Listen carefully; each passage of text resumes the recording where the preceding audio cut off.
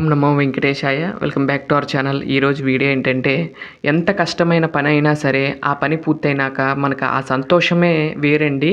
అలాగే శ్రీవారి సేవను కూడా ఈరోజు వీడియోలో వీక్షించండి.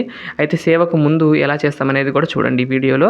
ముందుగా అయితే నా వీడియోని చివరి వరకు చూసి దయచేసి లైక్ చేయండి. మీరు లైక్ చేయడం వల్ల ఈ వీడియోలు మరికొందరికి వెళ్తాయి కాబట్టి దయచేసి లైక్ చేయండి. మీ అందరికీ కూడా తెలుసు కదండి, ప్రతి శనివారం కూడా స్వామివారికి విశేషమైన సేవా కార్యక్రమం అయితే ఉంటుంది. ఆ సేవ ఏంటిదో కాదండి, ఉయ్యాల సేవ. ఈ తయారు చేసేటప్పుడు కానీ అది కానీ ఎంత కష్టపడ్డామండి ఈ తయారు చేయడానికి. అది ఆ పెడతానికి కూడా చూసారా, అట్లా ఎత్తి ఒకవైపు ఎత్తి ఇంకోవైపు పెట్టాలి. ఎంత కష్టం ఉంటుందో చూడండి. అదే అంతా అయిపోయినా చూడండి, అవుట్పుట్ చూడండి ఎంత బాగుంటుందో. చాలా బాగుంటుంది. ఇగోండి ఆ విధంగా గొలుసుల్ని అటు ఇటు ఇలా హుగిల్లోకి తగిలించడమేనండి. ప్రతి ఆ 4 ఈ విధంగా అయితే తగిలించాలండి. 4 వైపులు 4 తగిలించితే ఉయ్యాల మనకి రెడీ అవుతుంది. ఇదివరకు స్వామివారితో కలిపి పెట్టేసేవాడిని. కాకపోతే ఇది పెద్ద తిరుచి కదండి, పెద్ద తిరుచి చాలా బరువు ఉందండి. అందుకని నేనేం చేస్తున్నానంటే, ఈ విధంగా ముందుగా అయితే ఉయ్యాలు ఎక్కించేసి ఆ తర్వాత మకర తోరణం, ఆ తర్వాత స్వామివారిని పెడుతున్నాను. ఇదివరకు అయితే కనుక ఫస్టే స్వామివారిని పెట్టేసి ఆ తిరుచితో సహా లేపి అలంకరించేవాడిని. కానీ ఇప్పుడు అదే చాలా బరువు ఉందండి తిరుచి. అందుకని నేను అలా అయితే పెడుతున్నాను. ఈరోజు విశేషంగా మన దగ్గర ఉన్న స్నపనమూర్తులు ఉన్నాయి కదండి, స్నపనమూర్తులకు ఉయ్యాల సేవ చేయబోతున్నాను. అంటే పెద్దవి కూడా మలయప్ప స్వామి లాగా ఉంటారు చూడండి, మలయప్ప స్వామి, అవి పెట్టేవాడిని ఎప్పుడు కూడా. కానీ ఈరోజు చూద్దాము, ఇలా చిన్న మూర్తులను కూడా అలంకరించి పెడదామని అనిపించింది. ఈ విధంగా స్వామివారిని కూడా తీసుకొచ్చి ఉయ్యాలలో వేయించేపు చేశాను చూడండి. ముందు స్వామివారిని తీసుకొచ్చి ఉయ్యాలలో తీసుకొచ్చాను. ఆ తర్వాత అమ్మవార్లను కూడా వేయించేపు చేసి ముగ్గురిని కూడా ఉయ్యాల మండపంలో వేయించేపు చేశాను ఉయ్యాలలో.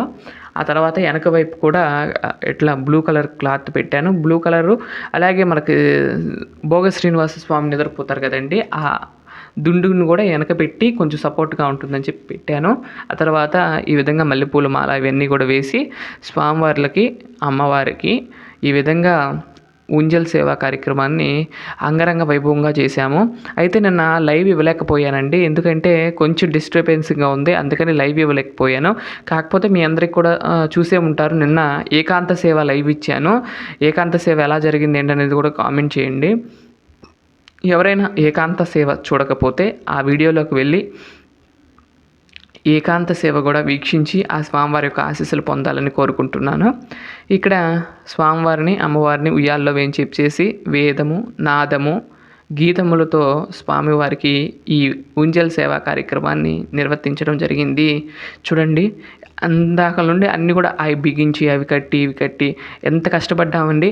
ఆ తర్వాత అవుట్పుట్ చూడండి ఎంత ఆనందాన్ని కలిగిస్తుందండి.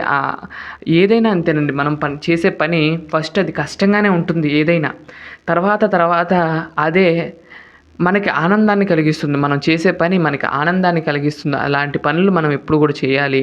ఎప్పుడైనా సరే అనుకోకూడదు ఇది కష్టమైన పని, దీనివల్ల మనకి ఏమొస్తుందని అనుకోకూడదు.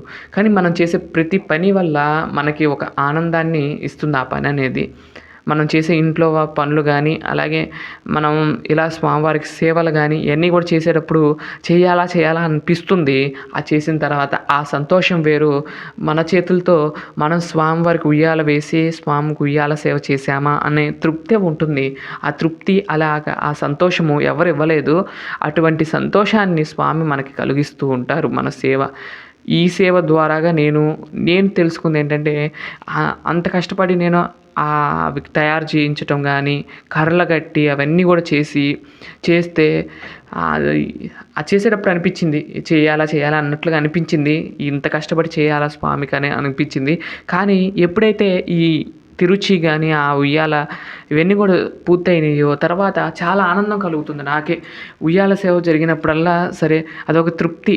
నా చేతుల మీదుగా చేసిన ఈ వాహనం మీద స్వామివారు ఈ తిరుచి మీద వేయించేసి నాకు ఈ ఉయ్యాల సేవ భాగ్యాన్ని, తిరుమలలో జరిగే ఉయ్యాల సేవ భాగ్యాన్ని నాకు ఇక్కడే మా ఇంట్లో కలిగించారా అన్నట్లుగా అనిపిస్తూ ఉంది. అలాగే ఇక్కడ భోగ శ్రీనివాస స్వామివారికి, అలాగే ఈ ఉయ్యాల సేవ రోజు నైట్ చేస్తా కదండి, ఆ సమయంలో స్వామివారు బాలకృష్ణుడిగా దర్శనాన్ని ఇస్తారు. అది కూడా చేయాలనిపిస్తుంది, కానీ చేసిన తర్వాత అదొక తృప్తి అండి. స్వామివారు చక్కగా మన ఇంట్లో బాలకృష్ణుడిగా రేత్రి నిద్రపోతున్నారు అన్నట్లుగా, ఏకాంత సేవలో సేద తీరుతున్నారుగా అన్నట్లుగా అనిపిస్తుంది. ఈ విధంగా స్వామివారికి ఆరాధన అంతా కూడా చేస్తున్నాం. అలాగే ఇంకా మరిన్ని సేవలు చేయటానికి స్వామి నాకు ఓపిక ఇవ్వాలి, అలాగే నాకు ఆ శక్తిని ఇవ్వాలని నేను మనస్ఫూర్తిగా కోరుకుంటున్నాను. ఇలాంటి మరి ఎన్నో సేవలు చేస్తానండి స్వామికి. చూసారా వెనక బ్లూ కలరు, ఆ తర్వాత మల్లెపూలు కానీ అవి కూడా చాలా బాగా కనపడుతుంది. అమ్మవారు కానీ అలాగే స్వామివారు కానీ చాలా బాగా కనపడుతున్నారు. అలాగే నేను ప్రతిరోజు నైటు భోగ శ్రీనివాస స్వామిని చిన్న కృష్ణుడిగా భావిస్తూ ఉంటాను. మళ్ళీ ఉదయం వచ్చేసరికి స్వామివారు పెద్ద పిల్లవాడిలాగా, పెద్ద విగ్రహంలాగా కనపడతారు. అంటే వెంకటేశ్వర స్వామిగా అయిపోతారు. రాత్రేమో బాలకృష్ణుడిగా నిద్రపోయిన స్వామి ఉదయానికల్లా వెంకటేశ్వర స్వామి వారిగా మారిపోయి దర్శనాన్ని ఇస్తూ ఉంటారు. అదొక అద్భుతమనే చెప్పుకోవాలి. ఇలా స్నపన మూర్తులకు ఉంజల్ సేవ కార్యక్రమాన్ని అప్పుడప్పుడు చేస్తూ ఉంటానండి. అంటే పెద్ద మూర్తులతో కూడా చేయొచ్చు, కానీ అవి తీసి కట్టి ఇవన్నీ చేసేసరికి అది ఏంటంటేనండి, ఇవైతేనండి కట్ అవసరం లేదండి. ఎందుకంటే ఇవి బరువు ఉంటాయి కాబట్టి నిలబడతాయి. అదే చెక్క అనుకోండి తేలిగ్గా ఉంటాయి కాబట్టి అటు ఇటు ఉయ్యాలు ఊపేటప్పుడు పడతాయని నా భయంతో నేను వాటికి తాళ్ళు వేసి కట్టి, అవి కట్టి, ఇవి కట్టి కడుతూ ఉంటాను.